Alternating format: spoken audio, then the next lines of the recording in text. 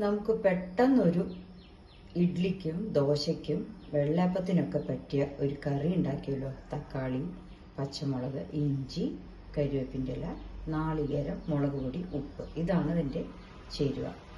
അപ്പം നമ്മൾ ആദ്യം അരയ്ക്കാൻ പോണത് നാളികേരം, മുളക് പൊടി, ഉപ്പ്. ഒരു കപ്പ് നാളികേരം. അതൊക്കെ നമ്മുടെ ആവശ്യത്തിനനുസരിച്ചിട്ട്. അത് എന്താ വെച്ചാൽ കറിയുടെ തിക്നെസ് കൂട്ടാൻ വേണ്ടിയിട്ടാണ് നാളികേരം, ഉപ്പും, മുളക് പൊടി. എരിവും ഉപ്പും എല്ലാം അവരവരുടെ ഇഷ്ടപ്രകാരം.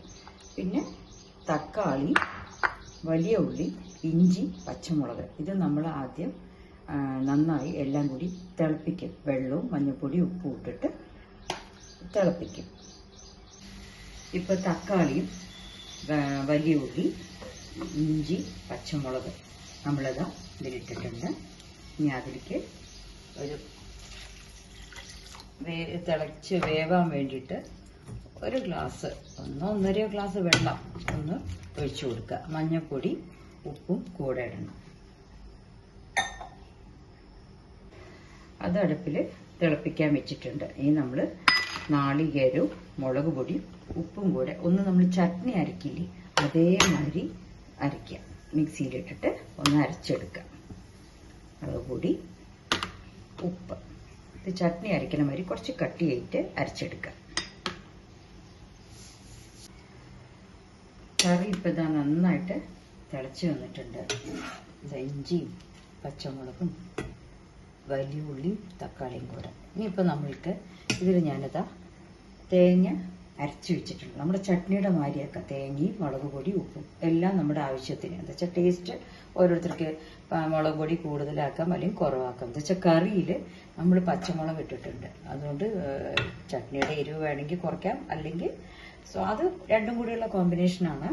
എന്തായാലും അത് അങ്ങനെ ഒഴിക്കും.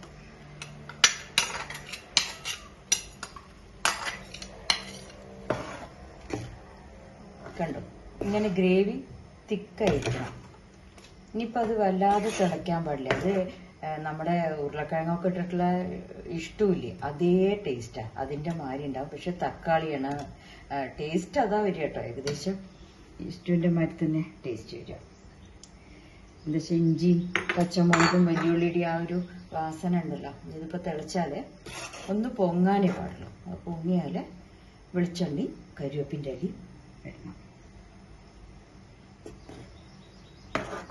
ഇതുമാതിരി വരണം കേട്ടോ. അധികം വെള്ളം ആവാൻ പാടില്ല. നമുക്ക് ആവശ്യത്തിനുള്ള വെള്ളം ആ കറി തിളയ്ക്കുമ്പോൾ തന്നെ അതിൽ എത്ര വെച്ചാൽ ആ ഭാഗത്തുനിന്ന് നിർത്താം. എന്നിട്ട് പിന്നെ നമ്മൾ അരച്ചത് ഒഴിക്കുമ്പോൾ അതിൽ കൂട്ടിയിട്ടുള്ളത് ഒഴിക്കാം.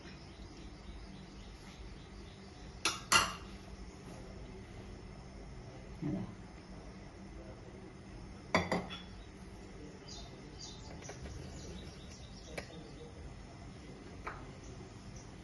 തിളയ്ക്കാൻ തുടങ്ങി. മതി. ഇനിയിപ്പോൾ അടുപ്പ് ഓഫ് ചെയ്തു. കരിവേപ്പിൻ്റെ ഇട്ടു. കുറച്ച് വെളിച്ചെണ്ണ. അല്ലാണ്ട് കടുക് താളിക്കൊന്നും വേണ്ട. വെളിച്ചെണ്ണ ഒഴിച്ചാൽ കഴിഞ്ഞു. നമ്മുടെ തക്കാളി കറി. ഇത് ഇഡ്ലിക്കും ദോശയ്ക്കും വെള്ളയപ്പത്തിനും നല്ല സ്വാദാണ്. പെട്ടെന്ന് ഉണ്ടാക്കാനും പറ്റും. ഒരു നല്ല ഹെൽത്തി ഡിഷാണ്.